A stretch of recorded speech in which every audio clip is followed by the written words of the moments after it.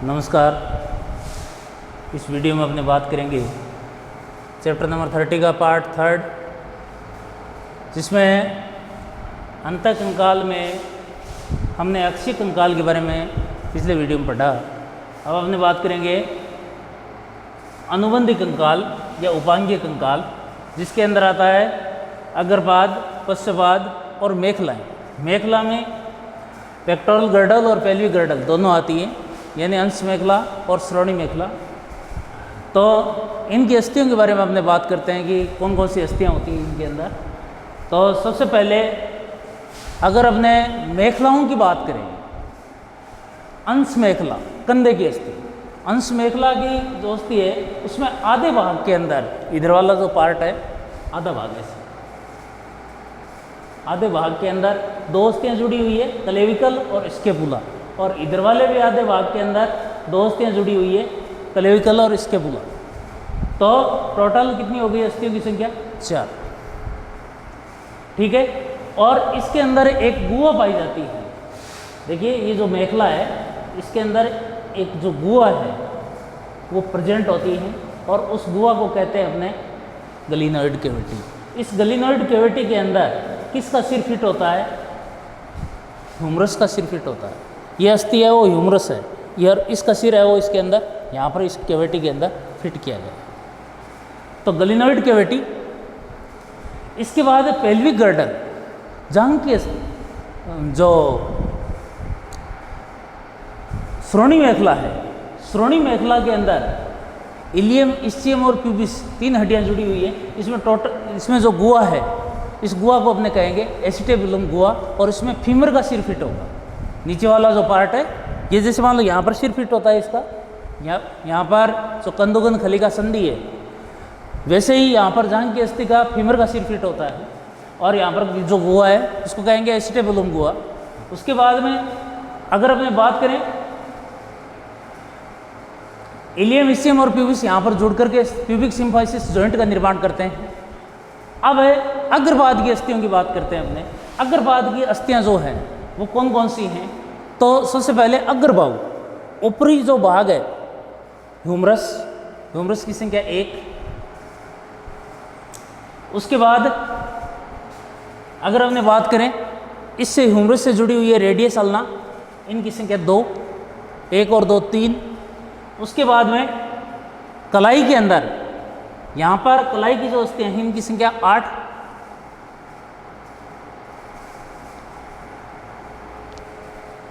तो 1 और 2 3 और 8 11। उसके बाद में हथेली के अंदर कार्पल्स जो है इनकी संख्या 5,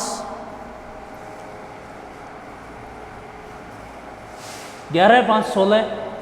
और उसके बाद में मेटाकार्पल्स, कार्पल्स हो गया 8। ये कार्पल्स है कलाई के अंदर, ये 8 है। उसके बाद में हथेली के अंदर 5 है मेटाकार्पल्स। उसके बाद में फ्लेजेंस, पंजे जो है इसके अंदर 14 हैं टोटल, यानी 4 4 तो इनमें है, 3 3 तो सॉरी, और 4 3 12 और 2 इसके अंदर है, अंगूठे के अंदर 2 है। टोटल कितने हो गए? 14। तो ये 30 हो जाते हैं। तो इधर वाले हाथ के अंदर 30 और इधर वाले में 30, 30 और 30 कितने हो गए? 60। इसी तरीके से अगर अपने बात करें पश्चपाद की, पश्चपाद के अंदर भी फीमर है, जांघ की अस्थि, फीमर 1 होती। उसके बाद में फीमर है वो एसिटेबुलम गुहा में फिट हो गया। फीमर के नीचे जो पार्ट है जिसमें टिबिया फिबुला है वो 2 है। टिबिया फिबुला के बाद में एक अस्थि और जुड़ी हुई है, घुटने की जो पटेला, उनकी संख्या 1 है। और फिर टॉर्सल्स की संख्या 7 है। और मेटाटॉर्सल्स की संख्या, मेटाटॉर्सल्स जो पैर की जो तलवा है, पगथली है, उसके अंदर ये संख्या 5 है। और फ्लेंजेस की संख्या 14 है।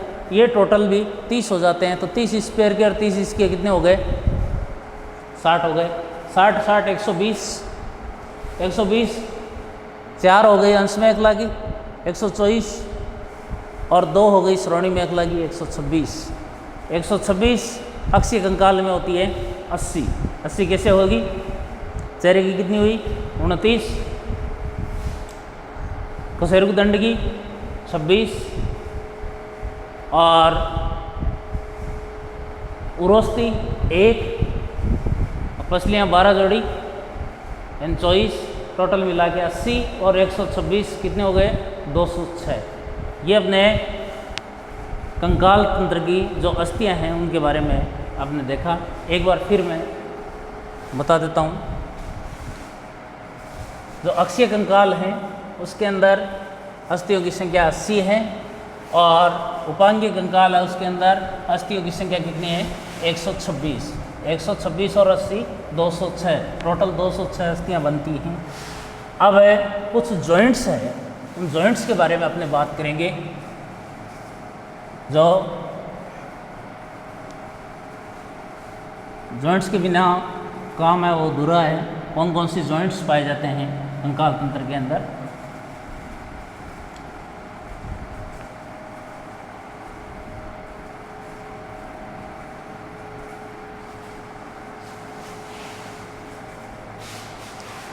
संधियाँ, ये जॉइंट्स जो पाए जाते हैं उनकी अपने बात करेंगे।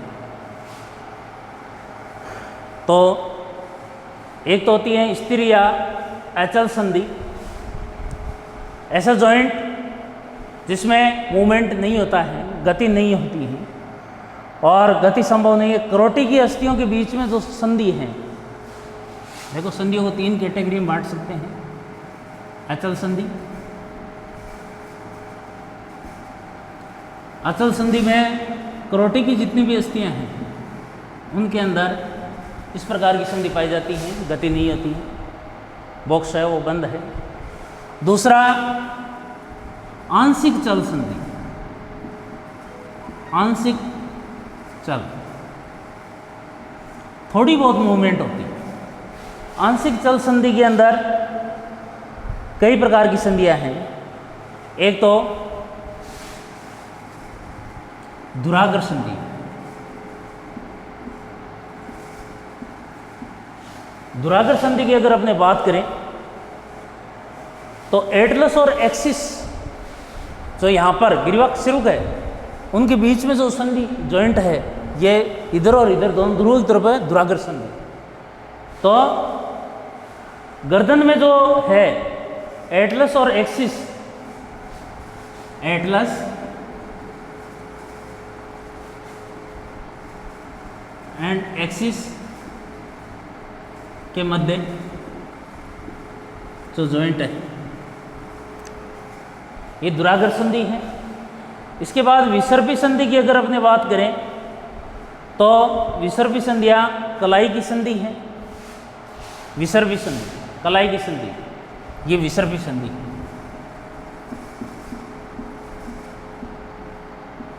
कलाई के अंदर पाई जाती है।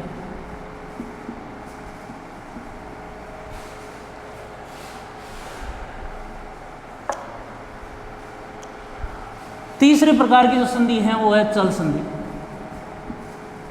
जिसमें गति होती है आंतरिक रूप से। चल संधि के अंदर भी कई प्रकार की हैं। एक तो है कंदुकन खलिका संधि,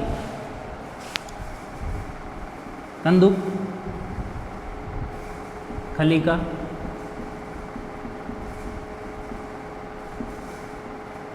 संधि। कंदुक खलिका संधि जो है इस संधि में ये यहाँ पर पाई जाती है। यहाँ पर ये जो जॉइंट है ये कंदुक खलिका संधि है। और इसके अलावा कब्जा संधि, कब्जा संधि पाई जाती है घुटने में, कोहनी के अंदर कब्जा संधि। कोहनी और घुटने के अंदर जो संधि जॉइंट पाया जाएगा ये एक साइड में आता है गेट के कब्जे की तरह, ऐसे ही घुटने के अंदर है एक साइड में, तो ये कब्जा संधि है। और इसके अलावा एक होती है दीर्घवर्तज संधि, जिसमें मणिबंधिकाएं जो है कार्पल्स हैं, इनमें दो तलों के अंदर गति होती है। तो मेन मुख्य रूप से दो ही है, कंदुकन खलिका संधि और कब्जा संधि। तो ये था अपने कंकाल तंत्र के भागों के बारे में आपने चर्चा की। मानव शरीर के अंदर कौन कौन सी अस्थियां होती हैं, अस्थि और उपास्थि की संरचना किस प्रकार से होती हैं। नेक्स्ट वीडियो के अंदर अपने बात करेंगे